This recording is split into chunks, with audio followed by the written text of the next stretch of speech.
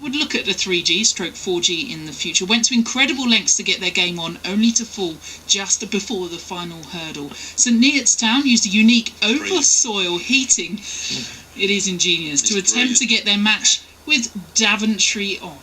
It was absolutely frozen in the middle of that goal, so the idea was to get all hands to the pumps, and we've asked a lot of people if they can bring up metal bins, oil bins, wood, whatever, and it's been great. It's been a great response, and as you can see, lots of the supporters here. We must have a dozen supporters here coming up here on shifts, and they're piling wood into these burners, which really have actually heated the ground and hopefully make it playable for tomorrow, which we're very confident about. That was the sound of the wood being cut in the background as well, not Dave executing someone again. Let's talk to manager Dennis Greene, who came up with the idea. Evening, Dennis. Dennis Greene, my goodness, there's a name. Hello, Dennis. Hello, Dave. Hiya, mate, how are you? Not too bad, pal. Yeah, it's been a while. Yeah, it's been a while, mate. Is there something you want to talk about? No, I haven't seen Dennis for a long time. And The last time you saw him? I don't know, it's probably about 6 years ago, Dennis, isn't it? Yeah, I think it's awful, I think, the last Yeah, I saw him at Uxbridge last week and he's still ugly. So you knew that was you, Willie. Yeah, alright then. Last time I saw Dennis, he was terrorising defences for Chelmsford City, so I won't insult him. That was his brother, wasn't it? Exactly, I think people got us confused. Dennis, tell us about this over-soil heating and how you came up with the idea by talking to a friend, wasn't it? Yeah, I mean, I just listened to what you were saying on the show before. We've got a 3G pit sitting next door to our ground. We wouldn't have go for all that effort. We could have just played it on there, but that's another story. But no, I mean, on Thursday I was thinking, how can we help try and prepare this pitch or get a chance of getting this game on?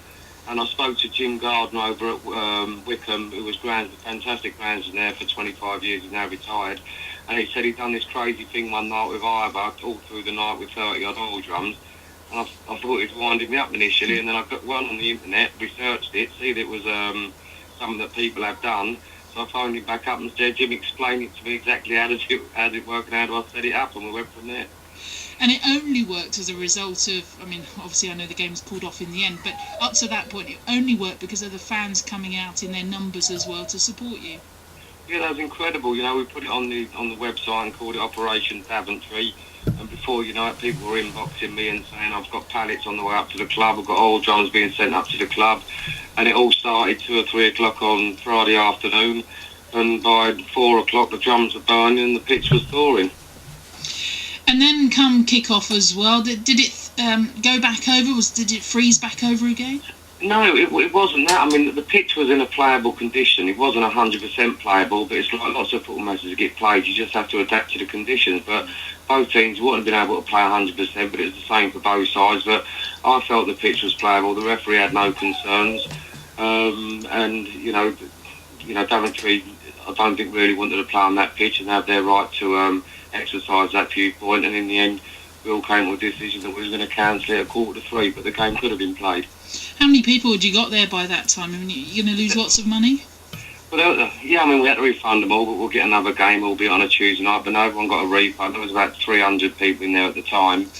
Yeah, so it's a shame, you know, we just want a game of football on. There's meant to be lots of bad weather coming up, and we've still got 16 league matches to play, so we're just going to get some games played.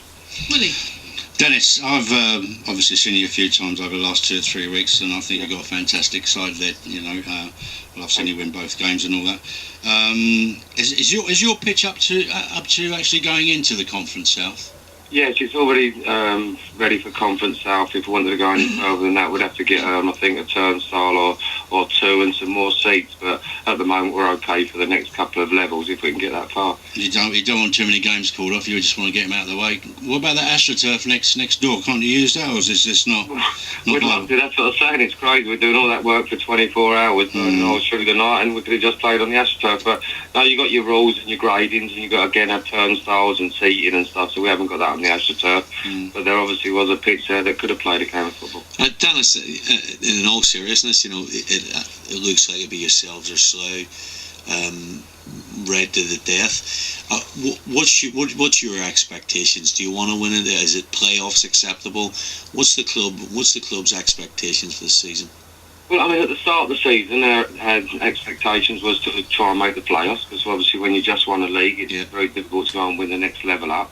And we know in football, Dave, that it's never as easy as just winning a league. Absolutely. So we just would at least try and make the playoffs. That obviously, with us and Slough now, it looks like we only maybe have to win 4 or 5 games and we'll be in the playoffs. So we should certainly be in that position. But as the season's gone on and the team's developed, we now want to win this league.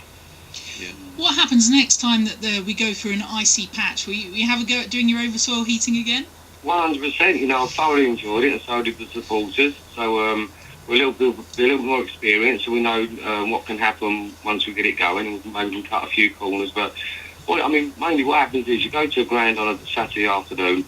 Most of the pitch, or 95% of the pitch is fine. There'll be one dodgy area, like either in front of a stand or a goal mouth. Now, providing it isn't a big area, you get these oil drums on there and it thaws it out literally in 30, 45 minutes, and you've now got your foot going right through the pitch. So it will be used in the future if we need to, and we know that we can do that. Dennis, we wish you all the best of luck for now and the rest of the season too. And also, with your TV career, you and the chairman, he makes a good interviewer, doesn't he? Yeah, he's unbelievable, Mike. He's adapted to it. You don't have take 1, take 2 and take 3. It's just off the cuff with him, and he's turned into quite a little broadcaster. I mean, if you see when we're burning the fires that night, he's turned up on the pitch and he's done a nice little video there. And, I mean, he's adapted it quite well, and we do get a lot of stick at the club trying to call us Saint and Greasy or and whatnot, but I think people are enjoying it, and that's what it's meant for. You couldn't call you a saint, son. Not around, Dave. On that note, we'll let you kiss and make up. Dennis, thank you for coming on the show tonight. Dennis Greene down at St Neots. It is well worth a watch too. If you just Google St Neots Town and oversoil heating, it'll come up. Or just Google St Neots. It's on their homepage. They're doing a great job this season, aren't they? After going up last season. Just looking at the table now. Fantastic. You've got some decent players, and no doubt. I think the budget's reasonable, but as he said, it doesn't matter what you've got, you still got to go and win it, which isn't easy. And a leg end for Chelmsford as well, so all right in my eyes. You're listening to the BBC Non-League Football Show. You can get in touch via Twitter at Non-League Show. You can email nonleague at bbc.co.uk. You're listening to the Non-League Football Show.